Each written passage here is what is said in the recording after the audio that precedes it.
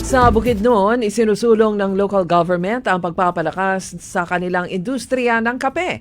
Hangad ng provincial government na ideklarang Arabica capital ng bansa ang Bukidnon.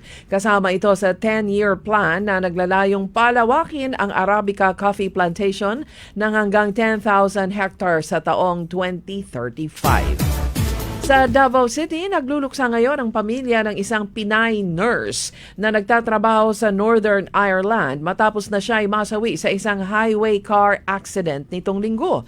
Kinilala ng Police Service of Northern Ireland ang Pinay na si Catherine Keith Quinones 5, tinatayang nagkakaedad ng 30 taong gulang. Ang masakit pa, si Catherine ay buntis at damay ang kanyang anak sa sinapupunan. Sa Zamboanga City, matapos ang ilang araw na pagtatago, inakala ng suspect sa pamamaril na ligtas na siya sa pagkakasala.